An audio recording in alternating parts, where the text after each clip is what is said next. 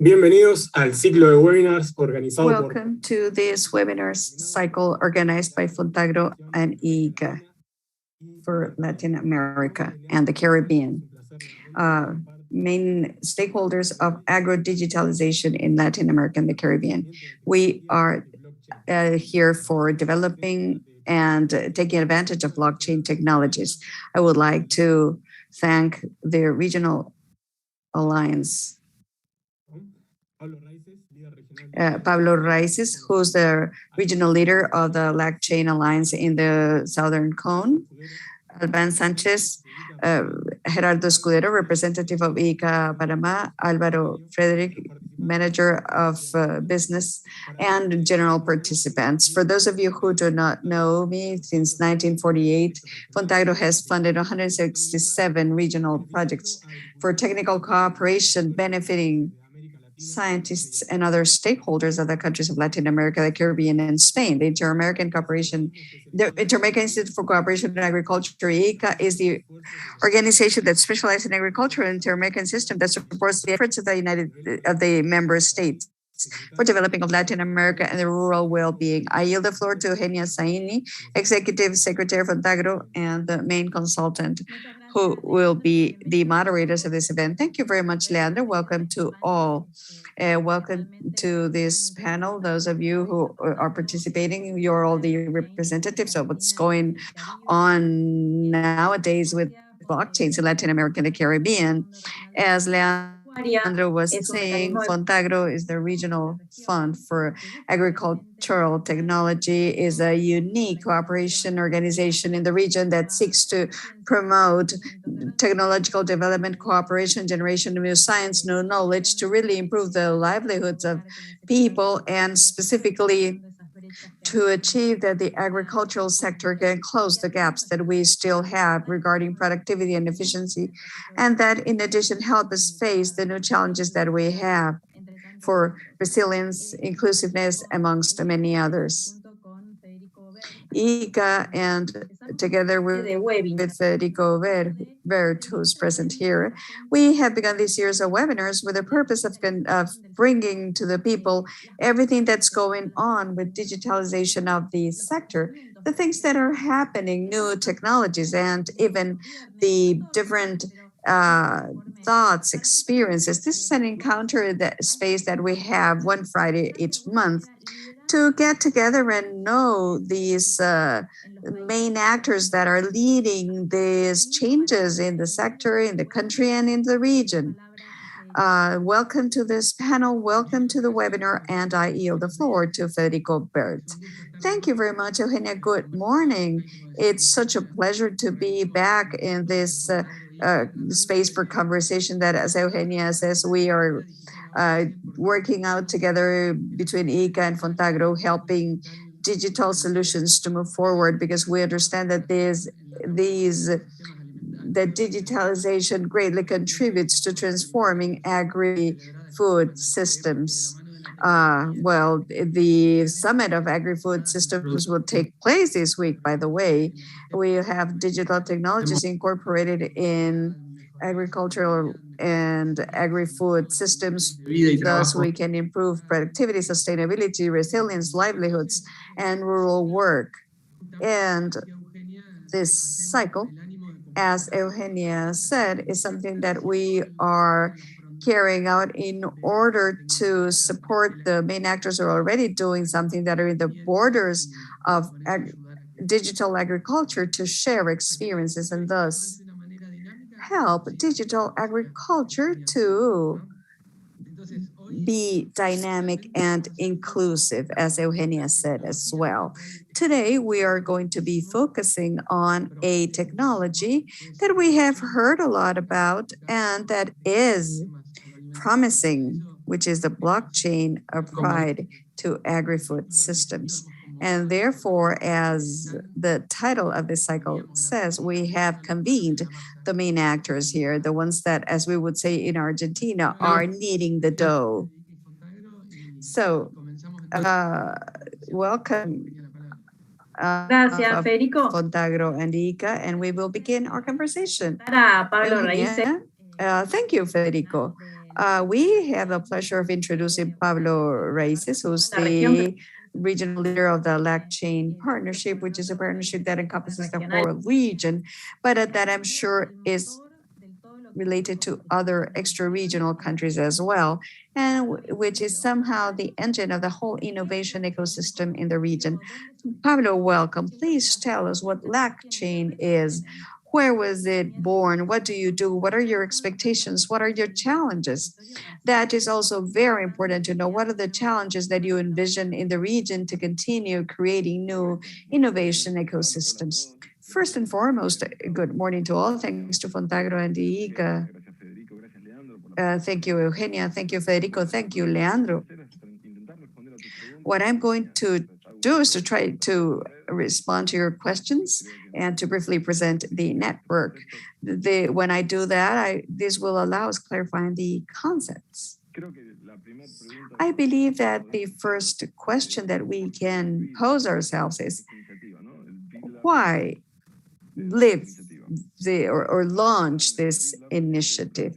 As you know, the BitLab is the innovation lab of IDB. It has been experiencing with blockchain technology since 2017. Between 2017 and 2019, they tested practically all blockchain networks available. And in 2019, they decided to create their own infrastructure. This is done because the infrastructure that was available at that time, which was public infrastructure, is not in agreement with the development of applications that governments can use on private institutions in general. So what is IDB seeking for in this initiative? Why did this blockchain was designed? It is to offer this alternative to the public networks existing at the time, allowing developing and develop an application ecosystem that is safe, that could be regulated without a transactional cost. The mission of the project in a nutshell is to develop the development of the blockchain system in Latin America and the Caribbean, thus fostering innovation and reducing inequality, promoting inclusion. If we take a few steps back, for those of you that do not know about this technology, what does the blockchain technology allow us in general? In essence, what blockchain technologies allow us is to have a record of global transactions that is decentralized. There is no central authority that controls the flow of information. You can add records, but this cannot be deleted, and it's very safe. In this universe, in agriculture, this record allows us many things. For example, and these are the most common cases. It allows us giving digital identity to a producer or identifying a producer. This allows traceability for a product along the whole value chain. It allows us identifying a non-digital asset in a network and assigning a unique identification. This that I was telling you is in general terms, and it applies to blockchain technologies. But to better understand the role of the network in this blockchain universe, what is important is also to understand what's the type of infrastructure that we have. On one hand, the networks that we knew in recent years, which are associated to cryptocurrency, when we speak about Bitcoin and others, we speak about networks that are public, where any person or entity may add a node. They can just join the network at no cost. They're anonymous, decentralized, but the cost of transactions for those who want to participate in the ecosystem is high. This occurs because the nodes that enter transactions in the network compete for validating these transactions, and they receive economic reward for adding new blocks to the network. This might sound a little bit technical for some, but it is as if you enter a registry in a database. This had a cost for members. This process by which this record is added to the networks and each of the servers that belong to blockchains, they keep a copy of this a deletable record. It's called mining. This works in the world of cryptocurrency because it assigns autonomy, but it does not work autonomously. So as a consequence of this, we have private networks that arose that were created by institutions or clusters with a given end. They use all the blockchain technology available to register information, but these are networks that we use as a cluster. In the midst of these two types of networks, we have networks like the blockchain network, which are public networks but that are permissioned. These are open networks like Bitcoin and Ethereum, which are decentralized. They have the whole blockchain technology, but they do not use cryptocurrency. So the nodes that validate the transactions, they do not receive an economic incentive to do so. This allows that the government institutions, for example, ICA or Fontagro, if they would like to work on a network, for example, Ethereum, which is a typical cryptocurrency network, it is not too usable. So we believe that a network like LACchain, which is a regional infrastructure, it was created by IDB for utilization of countries in the region. As this requirement is not there, it is not only more efficient but also more foreseeable. There's a difference with other networks that it is also the fact that it is permissioned. As it is permissioned, what the network allows us is having a level of control on the stakeholders interacting with the network, which allows us regulating the network. At the very technical level, for those who are interested, the LACchain network uses a technology that is very similar in its characteristics to the network pertaining to Ethereum. In 2019, infrastructure was recognized by ITU, which is a standardization entity from United Nations. Our technical teams in America, especially in Spain, collaborate with ITU as well as with ISO for the standards. What do these standards allow us to do? Well, they allow us that something that's key in the future, which is going to be interoperability, the exchange of information among different blockchains. We are not going to end having one single blockchain network globally, but we're going to have a set of networks that are going to speak among them. So the development of these standards and being aligned with these standards will allow us to be at some time in communication with this fluent communication. This is very similar to what happened with internet. In the scope of the decentralized database as blockchain. If we go to the figures, we have 109 nodes deployed in a network, 63 entities, 9 countries participating in the ecosystem. It is worthwhile mentioning that we have and had more than 600 entities along the region that expressed in one way or another interest in participating in the partnership. We have contacts with governments, organizations, universities. What the intention is to create a plural ecosystem that differentiates itself from public networks. As I was saying, that it is stable, regulable, it can be legalized.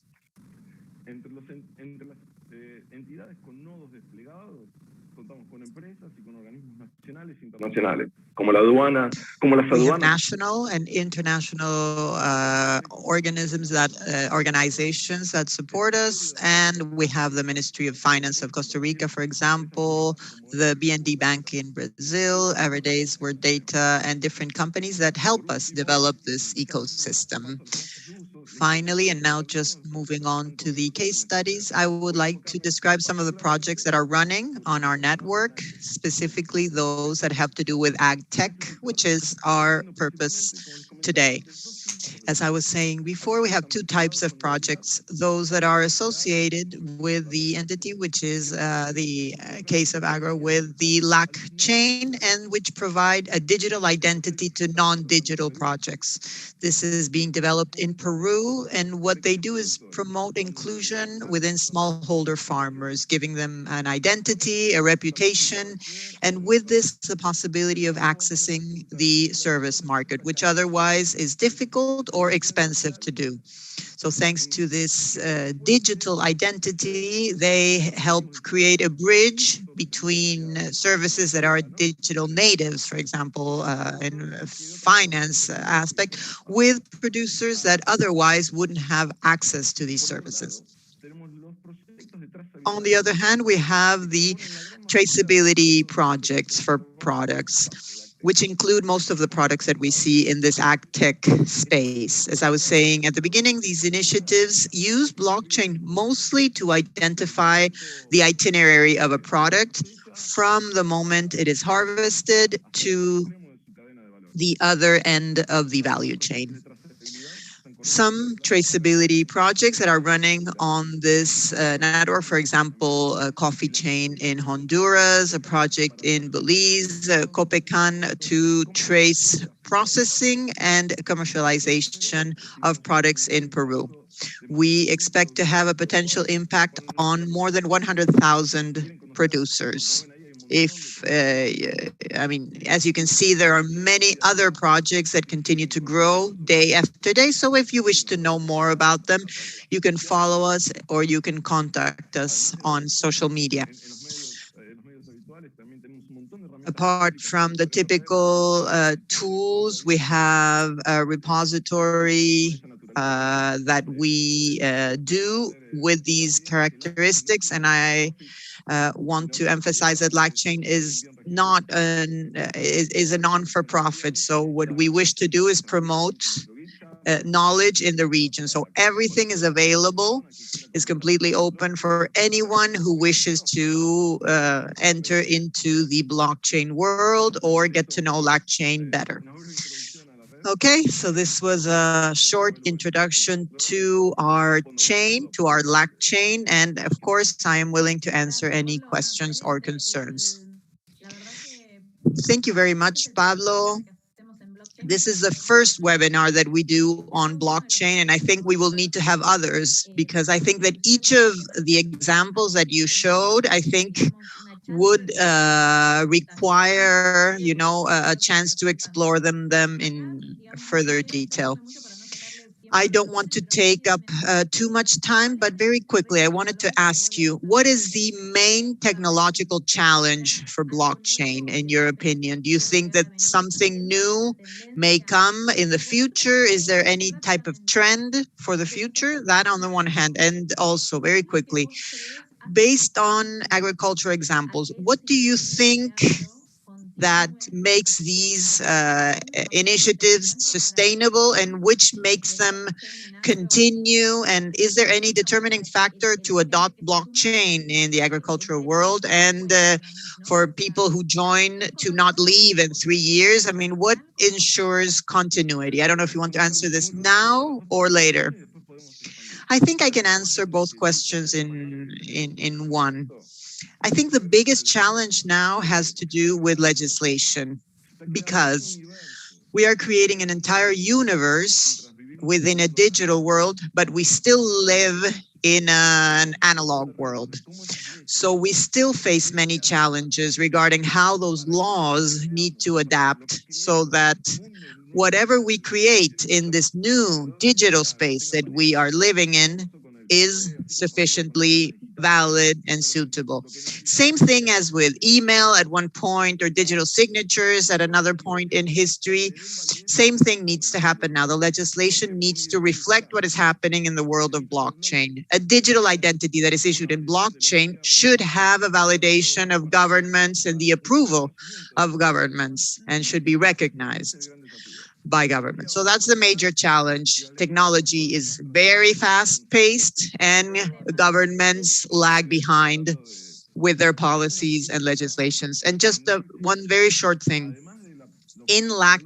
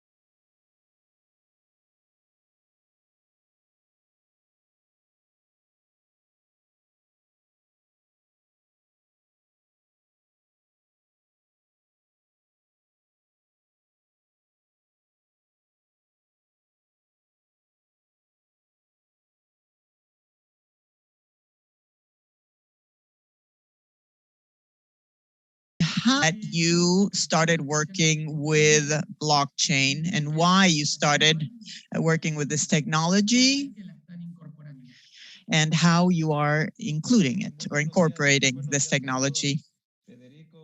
Thank you very much, everyone. Thank you very much for that question, Federico, Eugenia, Leandro. It is a true pleasure to be in this webinar. I'm learning so much from all of you, so thank you for this opportunity. As Lordeño, we are a company that produces milk in Ecuador. We have a production of powdered milk and Tetra Pak products. In the market, we have about 20 years of presence,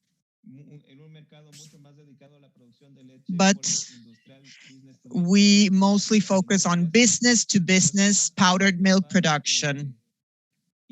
And our Tetra Pak plant started operating in Ecuador because of the need to produce milk for school breakfasts in Ecuador. We deliver milk to more than 1 million children per year in Tetra Pak.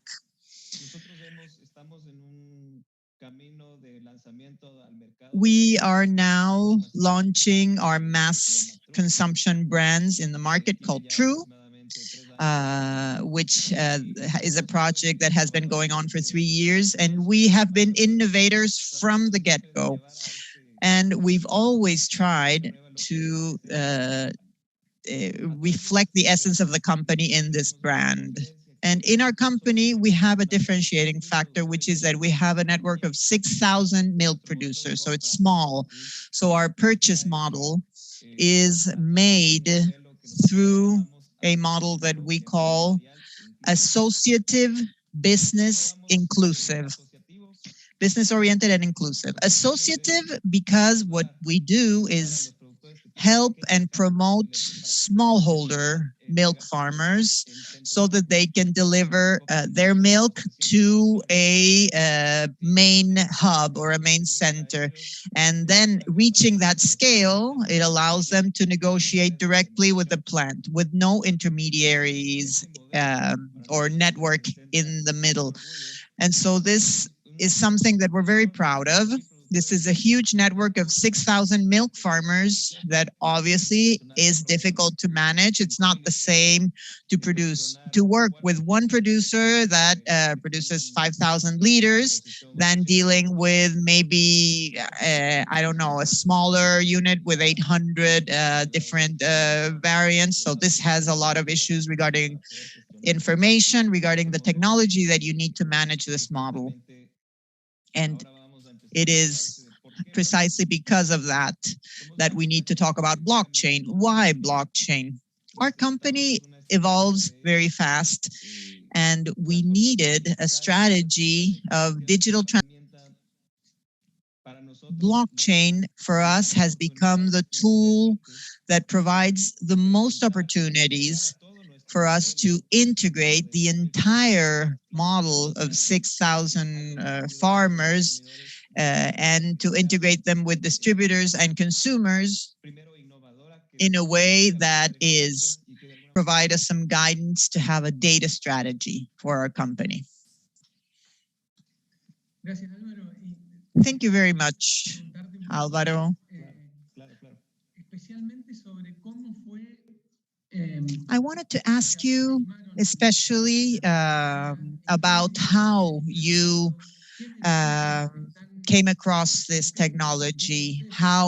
To what extent have you implemented it, and how you use it to work with the 6,000 producers that work with you? I think it's very interesting to tell our audience how, with a technology that of course has certain challenges, how you do to sort of come across it and start leveraging it immediately. After deciding to start working with blockchain, we started using at first we started using Food Trust by IBM. And we made this decision because our market expectation is to grow and reach the export market for milk. And the major supermarkets such as Walmart or Carrefour, in some of their products, they require traceability and they require the use of technology to buy from you. So that was the main reason why we saw this always as one of the goals, because we want to expand our market. And in order to do so, you need traceability in order to export. And how did the changes present themselves? One of the challenges was to digitalize all processes that were manual before or that were non-digital. So we needed to convert the data to make them analyzable. So all the milk collection process changed completely. For example, the data that came from the carriers, where we started capturing the geo-reference of the tank trucks and the information about the quality of the milk that the providers received, the temperatures. So it really digitalized a whole bunch of information that for us now can be managed. And so this has allowed us to improve the quality significantly. On the other hand, regarding the main hubs and the main centers, led to another project, which is the project to manage all of those centers where the milk is put together, because this allowed us to go into more detail and know exactly who the producer is, how many cows they have, what they are doing, and be able to send them messages in order to communicate directly with them. So with small things that had to do with communication, we were able to make major changes. And so what does blockchain do? It helps us digitalize everything we can. And if we take a look at this from the efficiencies internally in the plant, this has triggered, for example, connection projects from our plant, from our packaging company and our powder milk plant. These are part of the operations that we are doing all day long, all the time, that normally do not necessarily enter the accounting systems of the companies. SAP, which is the system that we have, is a system that gathers transactions, and it helps accounting control and accounting management of the company. But the management of operational processes requires you to begin working on IOP processes, collecting things, and machines to systems. And blockchain allows us integrating everything in one single platform. So the capacity for analysis in the company is really important. For example, we do this part of our business line is breakfast at schools. It's 1.2 million children that are cared for with blockchain traceability at any moment when there is a mistake or anything that we need to check. You can access information in 1 minute, and you can determine the source of the milk lot, where it was in the field specifically, up to the moment in which you delivered the milk to the school. The capacity for responding is really quick. I have a lot of questions. I do not want to take too long because we still have very interesting interventions pending. But allow me for just one extra question, and I appeal to your synthesis capacity for responding. I understand that the possibility of specifically identifying this, as you were saying, has already been implemented. Was this a result of deciding entering into the blockchain world, and in turn, by having been in the blockchain world, led to the digitalization of other processes in your company? Milking, for example. The question is, what did this digitalization imply in milking cows in terms of costs, capacities inside the team, training that was required to different stakeholders within the company? I know that my question is too broad and it would take an hour to answer, but I hope that in 30 seconds you can give us a really general. La integración de los sistemas, es decir, well, it implies the integration of systems. That is to say, once you have blockchain, everything makes sense. Everything that's manual has to be digital. So it allowed implementing other technologies, for example, RPA, which is like robots that register data faster than people do. We began eliminating manual steps, and we changed everything for applications or integrate our system to stakeholders that we were not planning to implement. For example, delivering SAP licenses to distributors that not belong internally to the company. But it required that integration from us to them so that this digitalization helps all. With this, we all won. But we always have these barriers that in my system, who should enter or which stakeholders. And I believe that the benefits of blockchain is that they make you think in the supply chain as a whole. And this is the decision that changed, the mindset that changed, that allowed us completing this. Thank you very much, Alvaro. Later on, we're coming back to you, but I propose, Eugenia, to move forward with the other presentations. I still have things to tell here, and I'm going to take some time here, and it's simply, this is something that I had to do when I worked in livestock.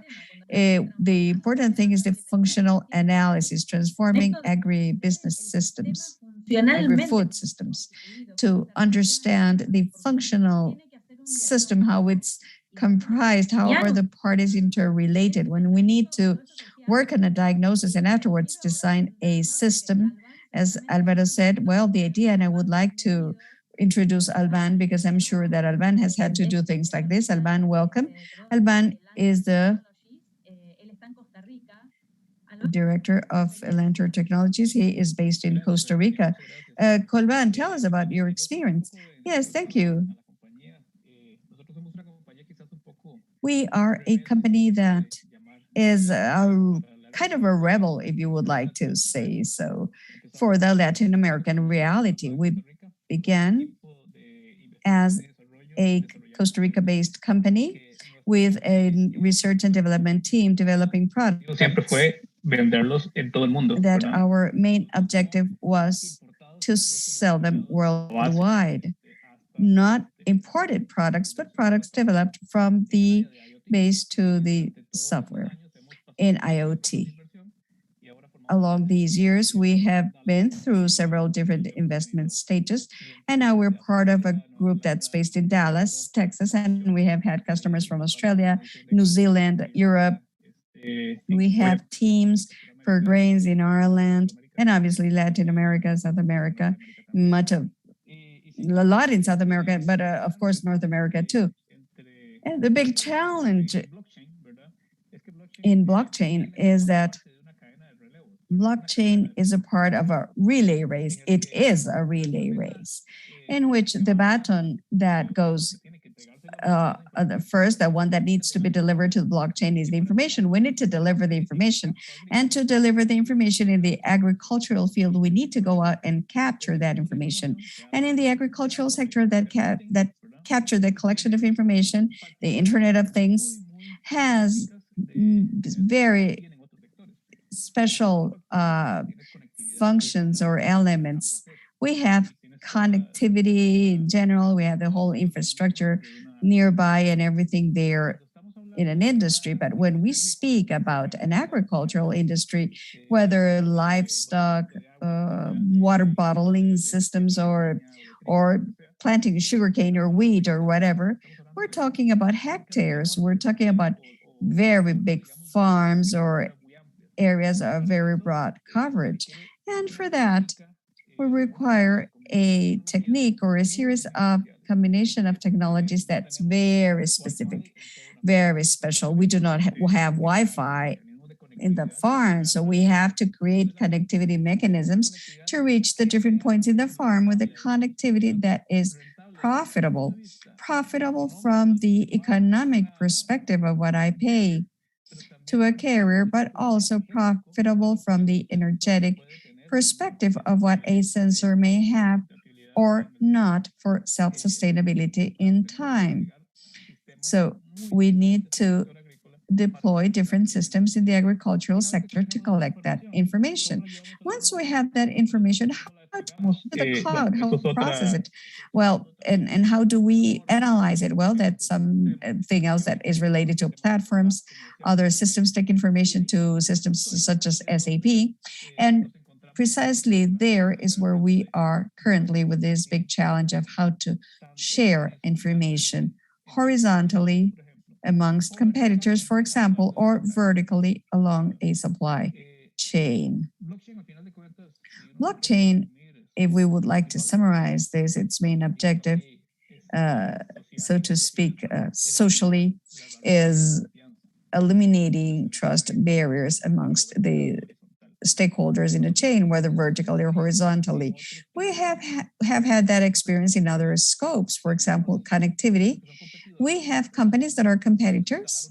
We have to install a tower to cover 200, 300, 500 hectares of a farm. And right next to it, there is another competitor. If one competitor installs one antenna and the other competitor installs another antenna, we can have greater coverage both together, and they can share and cohabit in one single network to be able to record information of hectares, soils, cattle, etc.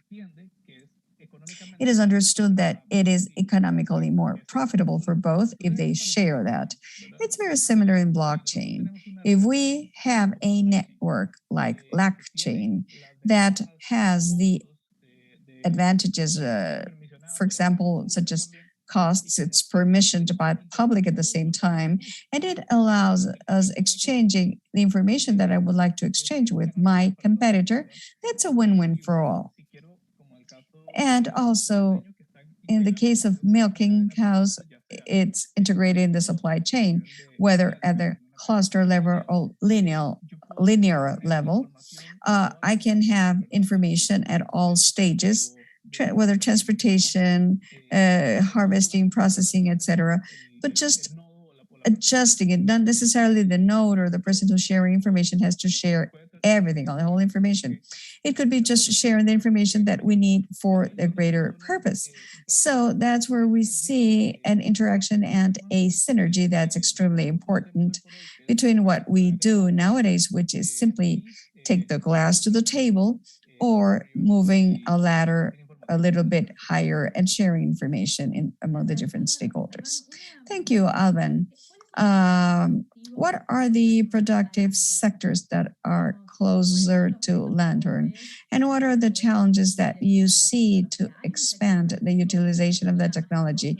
Is there a productive sector that requires it more than other? Is there a special characteristic for that sector? Well, that's a wonderful question, Eugenia. This is a challenge that we have as a region, as technology also. In the case of the Latin American region, it happens a lot. This is not about a specific sector, the one that is going to this technology more frequently, but there is a type or a layer, a scale of companies that are going there. I mean, companies like sugarcane mills that have very large extensions with their crop. Corn, for example, people who have the capacity, not only economically, but also economies of scale to have agronomical engineers like Alvaro, who is there in his company that markets milk. When you reach this level where you have people in charge of that, you have that towards the company, but we have the big challenge of generating porosity to small producers. It could be through a productive chain, like the cases that we are seeing now, but this is not necessarily so always. There are some producers that sell to local markets, and there might be a big gap in the capacities that they can have today and the capacities of their colleagues at a large scale. Well, and talking about that precisely, we were discussing that yesterday with Pablo in a meeting with BitLab and Federico, that we somehow has this, we are accountable of reducing that gap that is increased when you introduce a new technology that is not available for all, like in the case of Latin America, where we have medium and small scale producers, and we need to help them reach and incorporate technologies such as this. This coincides with the vision of the experience that you have in your work. And I also take advantage of this moment to take that Fontagro and ICA are currently working an initiative to take a look at how we can support in the reduction of that gap. We spoke about that with Federico Vert, so we really welcome that very relevant topic, and we need to discuss that in a webinar. Alban, thank you very much. We're going to continue talking about this because this is just the beginning. Federico, I yield the floor to you. Thank you, Eugenia. And we have completed perspectives about this technology today by inviting Gerardo, who is a friend of the house. Gerardo Escudero, thank you very much for being here, who from ICA has been working in the implementation of pilot cases in blockchain. I would like to ask Gerardo to tell us what are you working for the implementation of blockchain from ICA? How did you choose those cases? And afterwards, we would be interested in the learnings, working at the country level with the different organizations to, well, that means what are the ingredients?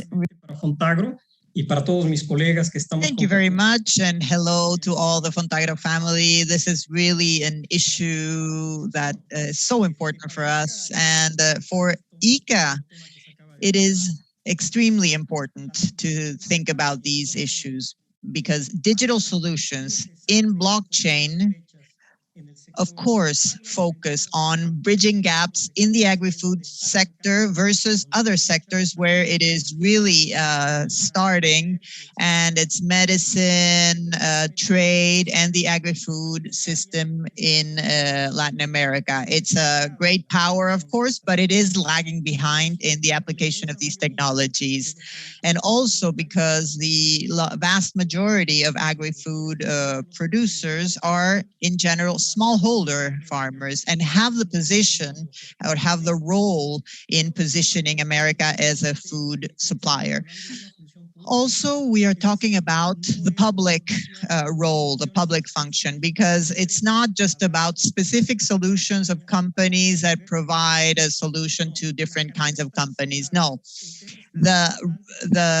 things move forward so quickly that this has to be dealt with in the public sphere, because these are public goods, as Pablo said. And if we really want to leverage full inclusion and ensure full inclusion, one of the central topics that we need to focus on is the issue of governance. Yes, what institutional framework must we continue creating so that actors, institutions, and what rules of the game must be applied? Because this is not just about blockchain, it's about creating ecosystems based on blockchain to really fully leverage, and not just focusing on traceability in a platform, but also the trade and the business processes for a payment platform and a financial traceability system, just like ICA does with its alliance with Fontagro, with the IDB,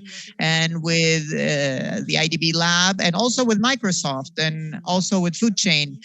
So it's not just about one partnership to be able to overcome that challenge for us to do it inclusive, but it's really going beyond all of these things. Our approach is from the point of view of that company that is connecting with that entire chain, and then the chain connected with the public policy sphere. And we are now working with alliances, for example, with the Andean Community Support Organization. And in Peru, we work with private and public partners.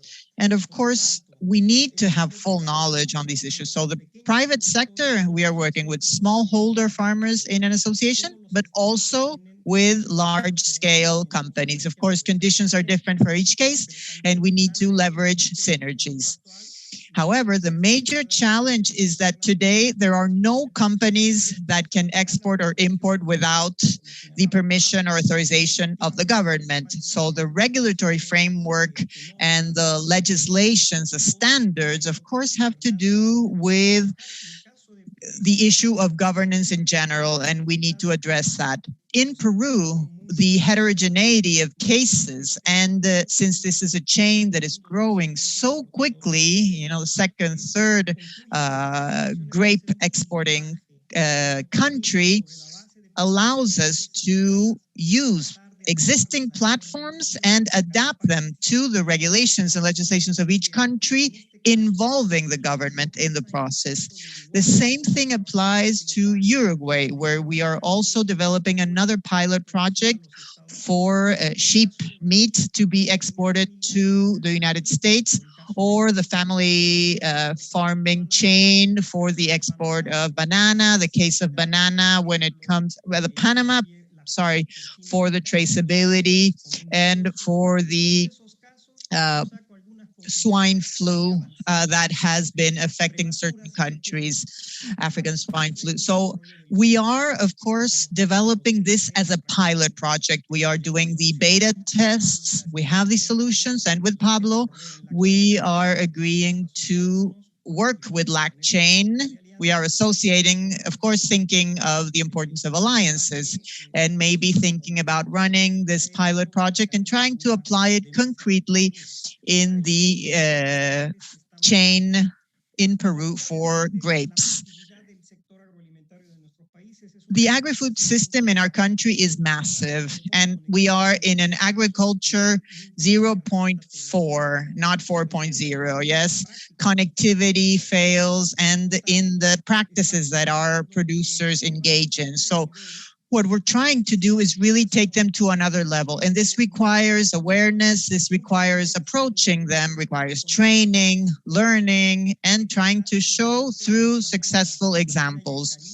Because in this way, Latin America and the Caribbean need to really see to believe.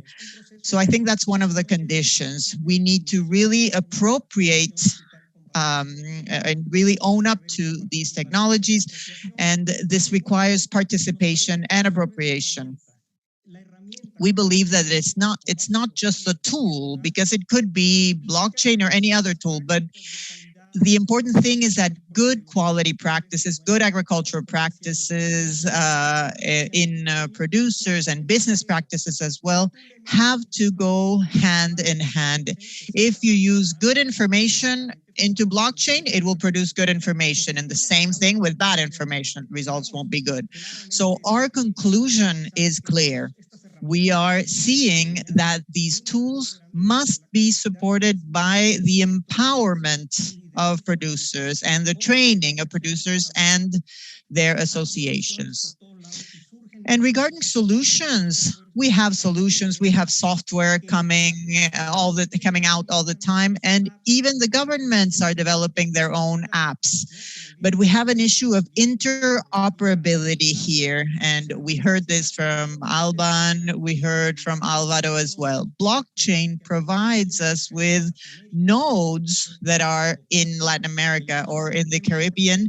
They have the LACchain highway. So what better to do than to strengthen this network and connect to it through the agri-food system. Finally, I would like to raise my final point, which is the cost benefit aspect of this. For a producer, for an association to start working with this, they must see the cost effectiveness of this approach very clearly. And this is why ICA is developing pilot projects to show the success of these approaches and that show very clearly how successful they are. Our main concern right now is to continue promoting this that we've already seen in Brazil, in Argentina, in almost all countries that we talk to producers. And organizing this type of webinars is essential to quickly establish public policies that accompany the initiative of the private sector and of companies that have the solution in their hands. Federico, I hope that I've been able to describe overall some of the elements and the different types of cases that we work on.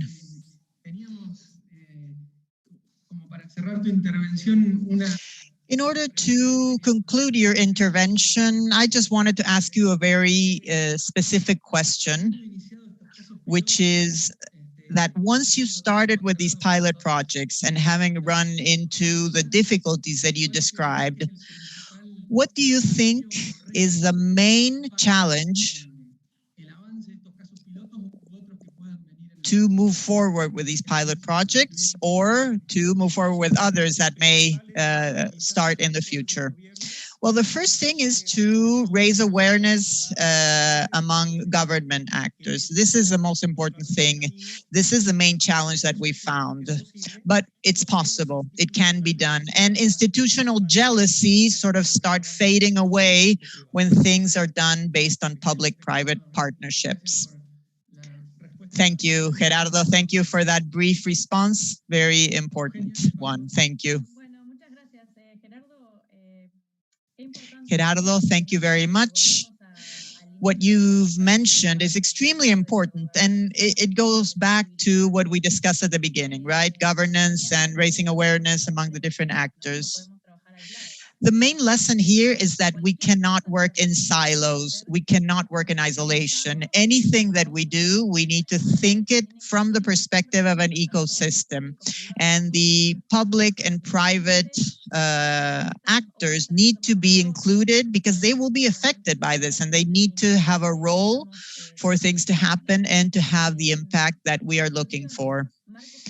Conclusions are that the regulatory framework is essential, and it happens in agriculture in general. When new technologies are developed, we need specialists who in turn are working with decision makers to adjust and to design the legal framework for this to happen. We see this all the time. On the other hand,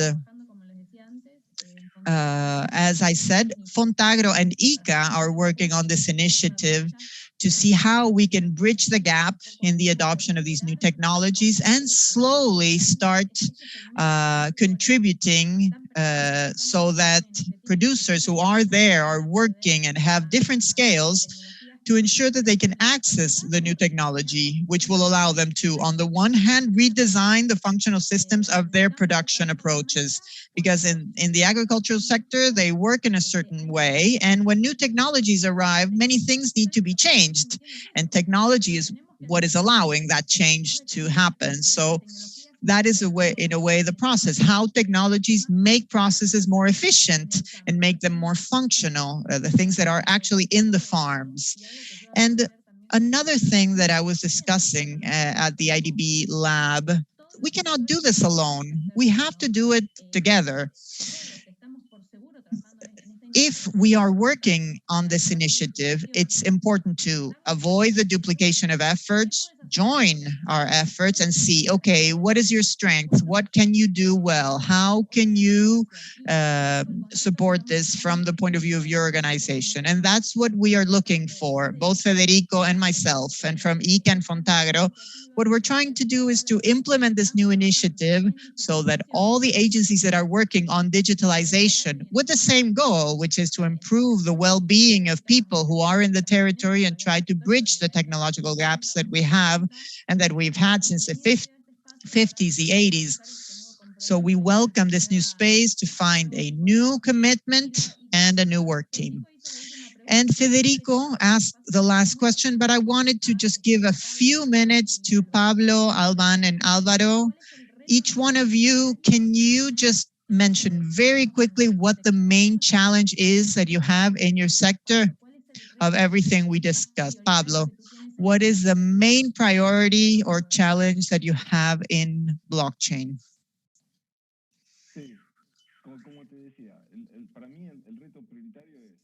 For me, the main challenge is to continue developing an infrastructure which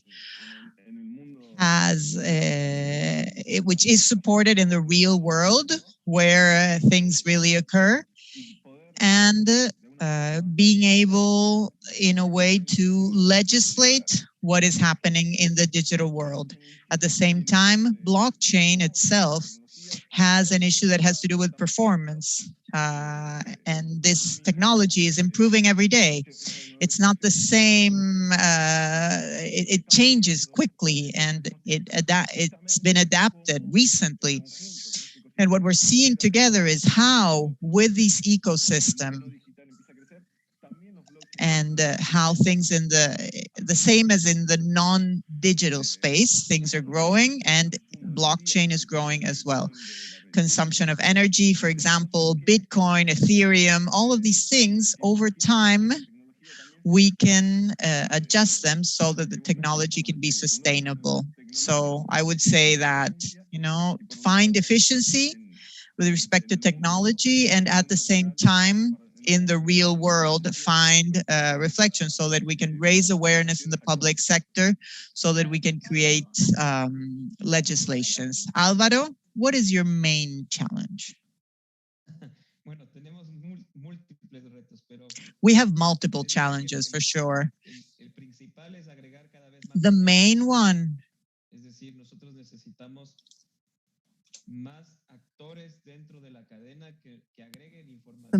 is adding more stakeholders. We need more stakeholders in the chain that add information to the platform that we'll work on.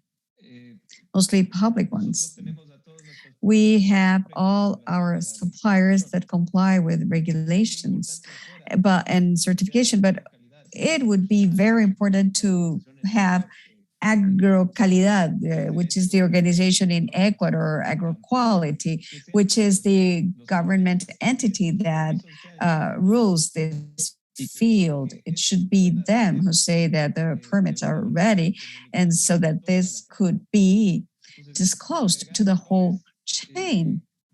So adding up stakeholders or actors on the commercial side as well. I'm sure this happens in many countries, but the main supermarkets in countries sell analytical information of what they sell in their supermarkets. So there is not so much collaboration. For example, I would like to be able to achieve traceability from the field to the hands of the consumer. When you change it to an actor where you do not control that part, and this is information that can be sold, there is a matter of interest there. It's complicated to have the blockchain nourishing more. So we need to break down these trust barriers and perfecting the model little by little. And lastly, I would like to say that blockchain is not only good for traceability, its uses are very varied and many. We are seeking for social impact and environmental impact. Just to tell you something quickly, we're working with FAU in climatically smart livestock growing. This would allow producers reducing the carbon footprint per liter of milk produced, but in turn having a very significant economic impact for them. It is very important that through the blockchain, you can provide more data, more information to the stakeholders. Blockchains right now are asking for all this data, but I am not capable of returning all the data to the stakeholders that can make a difference. I could give back information to a producer of how long should hay or grass need to be eaten, and the challenge is to provide important, significant data to stakeholders to improve inefficiencies. Thank you very much, Alvaro. Alban, your main challenge. Thank you, Eugenia. The main challenge, and by far the greatest challenge we have from our customers, is adoption, but not adoption from the perspective that they do not want to adopt the digital technologies. But the thing is that it is being chaotic to have digital adoption. Some customers, even large ones, do not have a clear strategy of where they are going or how they are going to be measuring their return on investment or what they're going to be implementing. They go to an international fair, they buy all these devices from all these sales people, brands, and they want to implement it all without a clear strategy of how they are going to have their return on investment from these expenses. So they go to tactics, and that part makes it very hard. Two things. One, justify afterwards in a rational manner the investments. And we are building Babel towers in the companies where we have systems that do not talk to other systems. We have small technology clusters that do not communicate amongst themselves and are not going to be able to be integrated under one single umbrella. This has been part of the market down in the trenches, one of the main challenges that we find with the customers that we have. Thank you very much. This has been such a wonderful webinar. Digitalization is a one-way road. We're all here and we need to go there. So welcome for telling us your challenges and all the good things that you have had with blockchain, milking, coordinating with all these producers at different scales in such a complex world as is milk. And also, Alban, in everything that is related to the incorporation of all these technologies of the Internet of Things. And Gerardo, your challenge also and everything we have in the region, trying to add more stakeholders to facilitate this process. For the impact, we have to do this together. It's not that just one of us is going to achieve something. Where all our actors are joined with the one single vision to achieve that objective. We're going to keep in touch. As I was telling you, Fontagro, we are interested in having an initiative that's related to how to help small farmers to get rid of this gap for adoption, as Alban said, because this is not a matter of going and buying all the devices that are sold in the fair, but we need to understand how the functional system is going to be modified, or what I do as business unit, as a company, and what return is going to be generated. This webinar was loaded with these wonderful concepts that I believe are very useful for different profiles of people who are listening to us, and very useful for us, even ICA, Fontagro, and where to direct the efforts that we're working on and would like to work on in relation to digital technologies. So I wouldn't dare summarize what has been said here, because it would be really hard, but I would like to say as a final comment is that these webinars have been organized with the idea of sharing experiences, ideas, and concepts. And we invite you to not leave the things here. Let's share ideas amongst us, and those of you who have been listening, and those of you who have been telling us about your experiences. These webinars are for that, and we hope that we contributed not only to begin changing our mindsets, but also to design more conversations for the future. So I close with these, and I want to thank you all on behalf of ICA Fontagro, the speakers, and all the audience that joined us, and all of you who are going to be with us from now on with our webinars. Thank you very much, and have a great weekend. Thank you for the opportunity. Thank you. Thank you. Take care.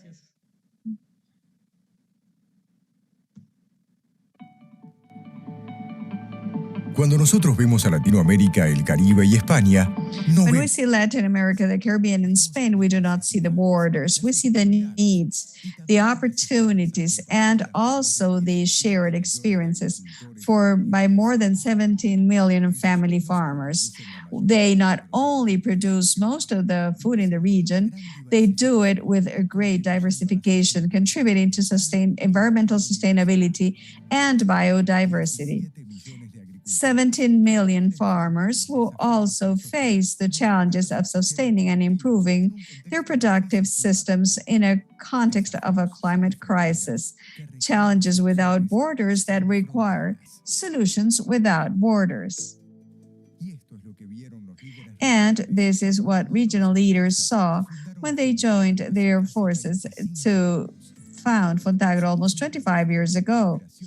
We are an international cooperation platform for development and co-financing of projects of science and agricultural innovation. From our headquarters in Washington, D.C., with the support of IDB and ICA, we promote collaborative projects amongst collaborations of national technology institutes of 15 countries in Latin America, the Caribbean, and Spain.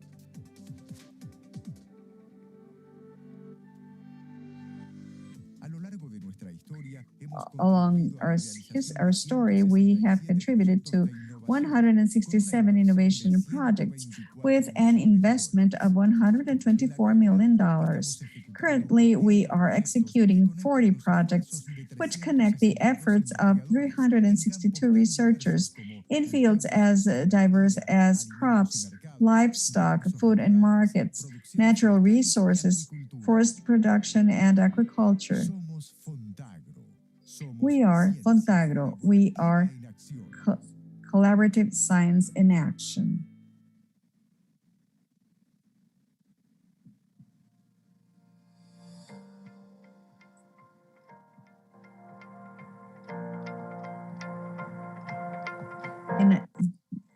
years after it adopted its current name. It was founded in 1948.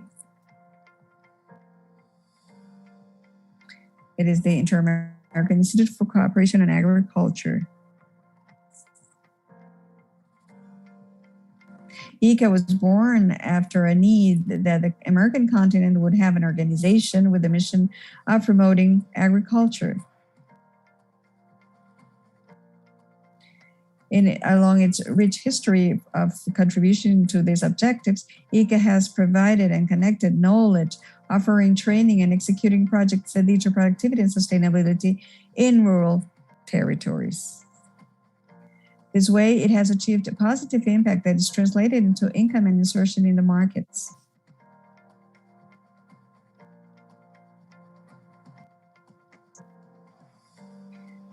Thirty-four member states comprise ICA in the Americas and Spain as an associate.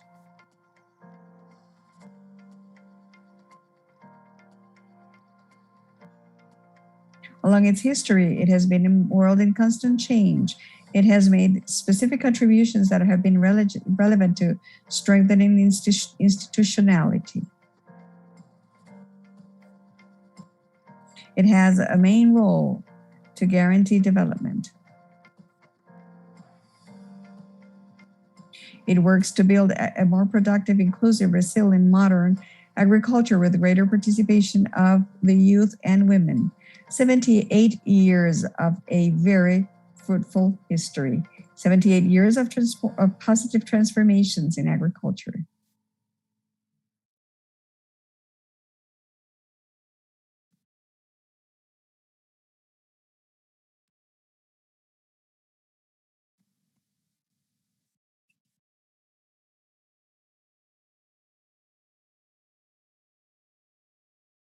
Recording stopped.